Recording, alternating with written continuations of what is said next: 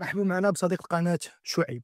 شعيب واحد شاب مغربي تخرج مؤخرا واشتغل الوظيفة الأولى ديالو لمدة سنتين، وقرر يتخذ أهم خطوة بالنسبة ليه في حياته، هي خطوة الزواج. بطبيعة الحال شعيب عنده الصديقة ديالو اللي كيعرفها من أيامات الليسي، كانت المعرفة ديالهم سطحية، ولكن في السيبيريور تقربوا من بعضياتهم، ولاو كيعرفوا بعضياتهم، بداو كيخرجوا مرة من بعد وما يتصاحب. شعيب كان ديما كيتخيل ديك الإنسانة في الجانب ديالو ملي كيكون كيحقق الأحلام ديالو، وشاف أن الدنيا بدات كضحك ليه، وأنه ولا مستقل ماديًا وقادر يستأجر واحد الشقة، وقرر يتاخذ هذيك الخطوة ديال الزواج. بطبيعة الحال الأسر تعرفوا على بعضياتهم، واتخذ شعيب ديك الخطوة وتزوج رسميًا. الأمور كانت مزيانة 6 شهور الأولى، العام الأول كلشي غادي مزيان، أيوب كيعيش السعادة. مرة تيكونوا المشاكل، ولكن أيوب بطبيعة الحال الدماغ ديالو مساتوري بهداك الشيء ديال لي ريزو سوسيو، كيقول ان المشاكل هما ملح ديال الحياه. بارفوا كيكونوا مشاكل اللي مفهومينش على اسباب تافهه، ولكن هو تيامن ان المشاكل هما الملح ديال الحياه، والكمون ديالها هي لا توكسيسيتي في النار، هي العلاقه السامه ولا تصميم العلاقه بشكل يومي. من بعد مرور 3 سنين شعيب كيجي عند الزوجه ديالو، فاجئ انها في واحد ليطا ديسبري اللي ما زويناش، في واحد الحاله من السلبيه. كيدخل تيقول لها السلام عليكم، ما تتردش عليه. سولها قال لها شنو كاين لغدا، قالت ليه واش انا هي الخدامه اللي جابوني ليك داركم، واش انا هي الانسان اللي غنبقى نطيب لك وندير لك؟ خاصك انت اصلا تشارك معايا في الطياب وتقاسم معايا دوك المهام اليوميه اللي كندير في الدار. بطبيعه الحال شعيب شخص بناء، قال لها انت واقيلا طالع لك الدم مع الصبا، وما كاين لاش نفكر معاك على هادشي، خلي الامور دوز كيف ما هي. قالت لي لا، انت ديما كتحاول تطمس الشخصيه ديالي، هادشي اللي تنقول لك راه بصح، خاصك تولي كتعاون معايا، خاصك تولي كدير معايا داكشي كامل، ولا عرفتي شنو غدير؟ انا غنهز حوايجي وغنمشي لدارنا. مشات لدارهم، وبطبيعه الحال شعيب مشى كيحاول يستفسر شنو واقع، كيحاول يستفسر اشنو كاين، وكيحاول يحل المشكل. كتخرج عنده ديك السيده وكتقول له شوف، انا ما بقيتش باغاك بشكل نهائي. تيحاول يزيد يستفسر، يقول لها علاش، واش كاين شي حاجه ممكن نصلحها؟ قالت لي شوف تو سامبلومون ما بقيتش باغاك وما بقيتش باغا نكون معاك. بطبيعة الحال شعيب ديك اللحظة ما عرفش شنو يدير، ردة الفعل ديالو كانت عبارة عن صدمة. كيشوف هذاك الشخص اللي بنى معاه حياته، اللي تيعرفو سنين وسنين، دابا غيمشي ما بين يديه. كيتفكر دوك اللحظات الزوينة اللي بارطاجاو اونصومبل، كيتفكر دوك الذكريات الزوينين اللي كيدغدغوا ليه الدماغ ديالو، وفي نفس الوقت تيشوف واحد الوحش قدامه قادر يقطع الروابط التواصل بيناتهم، ومستعد يمشي ويخليه، لأنه ببساطة شعيب ما بقاش كيناسب هذاك الشخص. الحلقة ديال اليوم غنهضروا فيها على اشنو خاصك دير في الفراق، اشنو هي احسن طريقة باش تتعامل مع الفراق. وبطبيعة الحال في الكومونتير وفي التعاليق ديالكم قولوا لنا اشنو هو اتفه سبب تخاصموا عليه شي كابل كتعرفوهم، ولا نتوما اشنو هي اتفه قصة تخاصمتوا بها مع الشريك ولا شريكة الحياة ديالكم.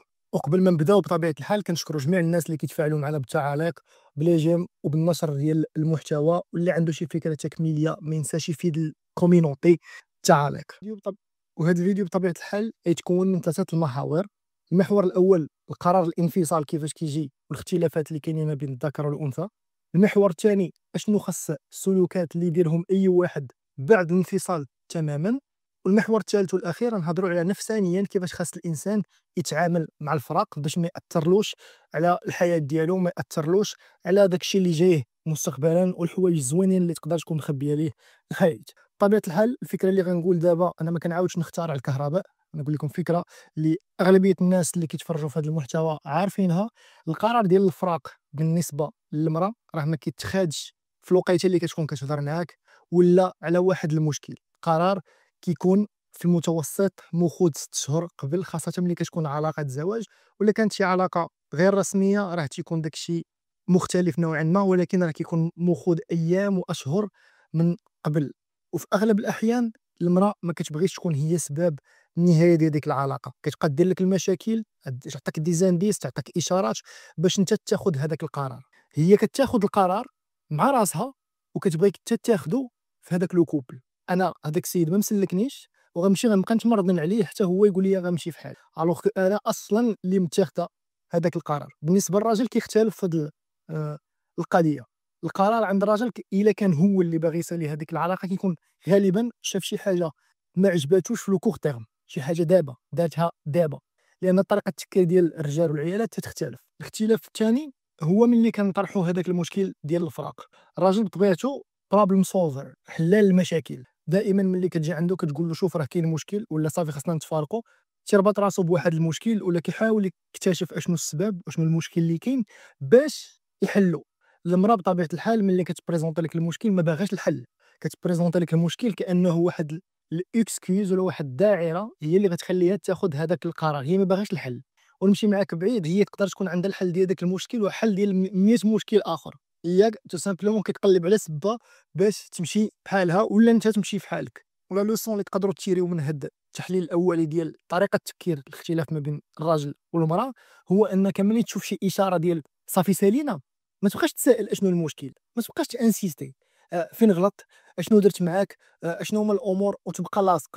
لان تو سامبلومون هاد الطريقه كتزيد غير تقتل الحظوظ ديالك. لا كانوا شي حظوظ مستقبلا، لا كانت شي امكانيه للرجوع ولا شي حاجه، راك كتزيد تقتلها بهذيك كثره الاسئله وتانسيستي وتبقى لاصق. لا موندغ دي شوز كتشوف نتايا اشارات ديال ان الطرف الاخر ما بقاش باغيك ولا كيظن ان ديك العلاقه ما بقاتش كتابورتي ليه داكشي اللي كانت تابورتي له من الاول، صافي السلام عليكم وعليكم السلام. وحاول ديرها باسرع وقت ممكن، ما تخليش يبان لك داكشي. خص لا ديسيزون ديالك تكون سريعه. وزعما واحده من القدرات الخارقه كتجيني عند الرجال هو السرعه في اتخاذ القرار، وانك تلتزم بالنتائج ديال داك القرار. خصك تاخذو بالزربه وتلتزم بالنتائج ديالو صافي. ما كاينش فيه الرجوع باللور، ما غنعاودوش نديرو دراسات القرار سالينا. صافي كتشوف هذوك الاشارات خصك تسالي ديك العلاقه في اسرع وقت ممكن باش ما تاثرش لك على داك الشيء اللي جاي، حيت كل ما طولتي كل ما ماشي في مصلحتك حتى انت. اجي ندخلوا دابا في المحور الثاني، اشنو هما السلوكات اللي خصك دير ملي تسالي ديك العلاقه. اوليا مبدئيا ما كاينش تخاصمنا وغنبقاو صحاب، ما كاينش اعطيني وقت نفكر. حنايا الضوء الخضر يا الضوء الاحمر، ما كاينش الضوء البرتقالي. يا حنا في علاقه يا حنا ما كاينينش. وما كاينينش يعني ما كنتواصلوش الا كان عندها حوايجك ولا المهم شي استيوس صغيره وكديرها بلا موندغ دي شوز. بحال مثلا اللي كيكون مثلا في اوروبا كانت ساكنه معاه، نهار تجي تجمع حوايجها ما يكونش هو في الدار. اي تواصل كسوا جسديا تشوفك وتشوفها ولا تواصل عبر الهاتف خصو يولي زيرو الا احتاجت شي حاجه. وانا تنقول لك خاصك تكون جنتلمان، داكشي ديالها وداكشي اللي باغاه تاخذو تمشي في حالها صافي. لان انت الهدف ديالك كيف ما قلت تسريع داك القرار، ما خصكش تبقى في هذيك الدوامه، لان البنات كيستمتعوا بهذيك الدوامه ديال قلتي درتي واش نشوفوا بلاتي خليك صاحبي في القنت، بلاتي نمشي نكسبلوري واحد اخر ولا ما صدقت نرجع عندك. كل ما انت بقيتي في الجانب ديال هذيك العلاقه كل ما هي مستافده، كل ما سرعتي لهذاك القرار كل ما كتدخل الشك. اوكي واقيلا غلطت في لا ديسيزيون ديالي، واقيلا القرار ماشي هو هذاك. نعاود مره اخرى، ما كاين حتى شي تواصل لا شخصي لا جسدي لا بالتليفون لا في الانستغرام، ما كتشوف ستوريات ما حتى شي حاجه. السلوك رقم جوج بزاف العلماء ديال علم النفس السلوكي تيقول لك ما تزربش تمشي لشي غولاسيون سريعه، خاصه اللي كيحاوروا النساء بشكل مباشر. ما تمشيوش لشي علاقه بالزربه، راه كتكون باقي ما تعالجتيش، باقي ما هيليتيش، باقي ما زدتيش بزاف الامور. وعارف بزاف الناس غيختلفوا معايا، واللي عنده شي راي يكتبوا في التعاليق، نبغي نسمع الاراء ديالكم. انا صراحه كنختلف، انا نبغيك تنقز لاي غلاصه، حيت بزاف ديال الدراري ملي كيساليو ولا الرجال ملي كيكونوا مزوجين كيسالي كيحسب عنده واحد لينيرجي وكيبقى يخرجها غير في انه بارك بوحدو، بارك في القهوه وكيسمع البلال داير قهوه مشعل كارو نخمم في راسي. هو ديما كيحط هذيك لينيرجي في هذيك اللعبه. انا ما متفقش. هذيك الانرجي كتجيك ديك الفكره ديال صافي انا دابا غنخرج لها طاي طاي. نولي كنعرف بزاف النساء، انا بالنسبه لي استعملها في هذاك الشيء، تبع الحدس ديالك. الا كان هذاك هو الهدف ديالك جرب، بانت لك شي وحده اخرى دوك غير ما تجربش في اطار مشروع زعما المستقبل. جرب في اطار انك شي حاجه كاجوال ولا مؤقته. جرب خرج هذيك الانرجي ديالك بهاد لوفولي، ما تكبتهاش. ما تقولش لا انا ما خصنيش نخرج داك الشيء في علاقات عابره، لا داك الشيء غيكون عنده. لا بولشيت. اسوء حاجه هو تربي يديك وتبقى مريح. وهذا الشيء غيدينا الفكره الثالثه السلوكيه.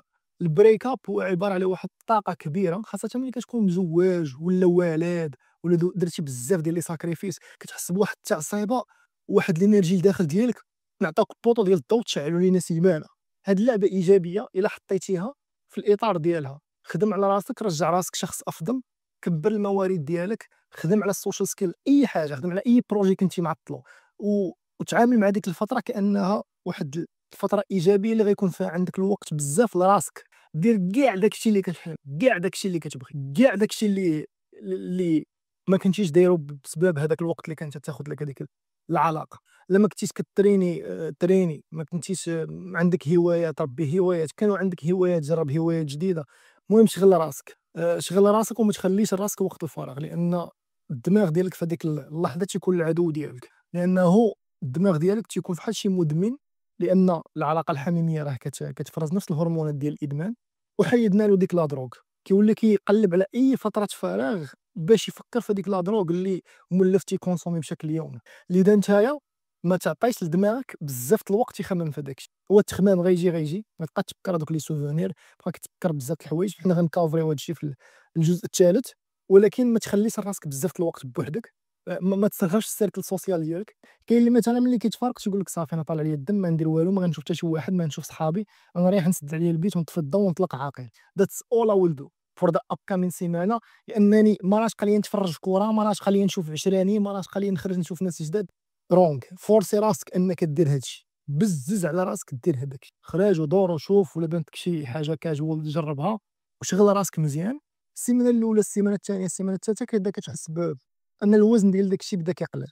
وملي تكون مستعد بطبيعه الحال خاصك دير واحد المومون ديال ريتروسبكشن، واحد التامل مع راسك، تشوف اشنو هما الاغلاط اللي درتي. لان بغينا ولا كرهنا، ملي شي وحده كتمشي من دار العرس، فيه ما كاين حتى شي مشكل كيهرب من دار العرس، ملي شي وحده كتمشي وسيرتو ملي كتكون معاك، راك انت درتي شي حاجه اللي غلطه. انا ما كنقولش لك هادشي باش تلوم راسك، وانما باش تتعلم وتكون شخص افضل، وتكون مستعد افضل داك الشيء الاخر اللي جاي. حاول تدرس داك الشيء كامل اللي داز، فين غلطتي فين ما غلطتيش، شنو هي الامور اللي تعلمتيها، شنو هي الامور اللي ما تعلمتيش، شنو هما الحوايج اللي فيك زوينين وشنو هما الحوايج اللي فيك خايبين. وبطبيعه الحال انا تنقول لك دير هادشي وانت قاطع العلاقه مع الشخص، صافي راه بالنسبه لك كيولي انفيزيبل، ما كتشوفوش، يقدر يدوز من حداك وما ما تشوفوش. ما كنقولش لك غتكون واحد الحاجه سهله، مي خاصك فريمون تكون كتزير راسك، ما كاينش، ما تنتفاكش. نمشيو دابا للمحور الثالث اللي هو كيفاش تتعامل بسيشيكمون مع هادشي. هو الغلط اللي كيدير الجميع واللي حتى انا منهم، ملي كيجيوك مشاعر سلبيه ولا كيجيوك افكار سلبيه على واحد الحاجه، على واحد العلاقه، شنو كتولي كتقول لا انا عيان وانا ضعيف لانني كيجيوني هاد الافكار، لانني كنتفكر داك الشخص ولا كنتوحشو ولا. انا تنقول لك هنا الضوء الخضر عندك، عيش المشاعر ديالك كاملين، اي حاجه حسيتي بها راه صحيحه، ما كتحتاج حتى شي تاكيد ديال شي طرف ثالث ولا رابع ولا شي حاجه. اي مشاعر حسيتي بهم، اي توحيشه، اي لعبه، حس بداك الشيء كاع اللي باغي تحس بيه وما تزيرش راسك، خلي داك الشيء يخرج، ما تزيروش. ملي كدير بحال هكاك انت السلوك ديالك راك مراقبه، انت راه ما كدوي مع الطرف الاخر، ماشي كتوحش وكتمشي كدوي معاه، انت كتحس بالتوحيشه وكتبقى في بلاصتك صافي. مع الوقت داك الشيء كيبدا يقلل، ولا كنتي انت شخص كيطبق هذا الشيء اللي تنقول له. دابا تخيل معايا انت كتحس بداك الشيء اللي بغيتي، او ميم طون راك كتبيكي اب الهوبيز جداد، كدير الهوايات جداد، كتمشي كتخرج كدور كدير داك الشيء اللي خاصك دير، اون طون المشاعر ديالك متوازنه. راه تقدر في وسط هذاك الشيء ولا في البدايه تعرف على شخص جديد اللي ينسيك في هذاك الشخص القديم كامل، ولا تجيك شي فرصه تجرب واحد الجوده معينه في البنات اللي ما كانتش عندك من قبل. والحياه زعما ديما كتخبي لك حوايج زوينين، كيف ما كاينين حوايج خايبين في الحياه راه كاينين حوايج زوينين بطبيعه الحال. والتريك ولا لاستيوس اللي نقول غالبا للدراري ولا اللي كنت كنقول للكلاينت ديالي، خذ هذيك التجربه فحال شي اكزرسيس ديال لونطرينمون. ملي كتبغي تجرب اول مره البول ابس كتجيك صعيبه، باش تلتزم دير واحد النظام رياضي لواحد المده طويله كتجيك صعيبه. بحال هكاك هذاك الحرمان ديالك في التواصل مع الشخص الاخر، والحرمان ديالك من هذاك المخدر اللي سميتو الحب وسميتو الباندين، ولا خذو في هذا الاطار، بحال كتاخذ واحد الحاجه جديده كتحاول ديسيبليني راسك. ولا كانت عندك الخبره مع راسك كتقدر دير هوايات جداد، كتقدر دير ريجيم، كتقدر دير تعلم شي كفاءات جديده مره. دونك انت مولف كتزير راسك ومولف بالالتزام، دونك كتجيك ساهله ملي كتقنع راسك ان حتى هو هذا راه حتى هو جزء من هاد التجربه ديالك اللي في الحياه اللي انت غير دايز. وديما تخدم على المايند سيت ديالك، راه حتى واحد ما كيبقى معاك ديما، حتى شي واحد ما مدير في هذا العالم باش يبقى معاك ديما. وامر محزن لبزاف د الناس، راه حتى شي واحد ما مدير يبقى معاك، لا صحاب لا علاقات لا حتى شي حاجه. في الاول وفي الاخر يور باي يور اون اخي، بوحدك كتزاد في هذا العالم بوحدك. وبعد عمرين طويل ملي كتشوفها راه كتشوفها بوحدك، ما تيكون معاك حتى شي واحد. هذوك الناس كاع اللي كيجيو في الوسط ديال هاد 100 عام اللي غتعيش ولا 70 عام ولا 80 عام، راه كينشطوا، راه كيديروا لومبيونس وكيمشيو بحال. خلي هذا الاطار العقل ديالك، وراه هذاك الشيء ما كيكونش عنده تأثير كبير. بطبيعة الحال هنا كيبقى واحد الحالة ديال واحد الإنسان اللي دار استثمارات كبيرة في واحد العلاقة، ولا هذيك العلاقة سالات بواحد الطريقة خايبة اللي ولات المذابزة، ولاو المشاكل بزاف، ولاو المحاكم، ولاو بزاف ديال الحماق. راه كل ما طولتي داك الشيء كل ما انت كتزيد، انت من في الانتيري ديالك ان داك الشيء سالي بالزربه، دير لي كونسيسيون اللي تقدر دير وسالي داك الشيء باسرع وقت، واخا يطرا اللي يطرا ما تكونش داك الانسان اللي كيهز ديك القصه فوق كتافو كيبقى غادي بها.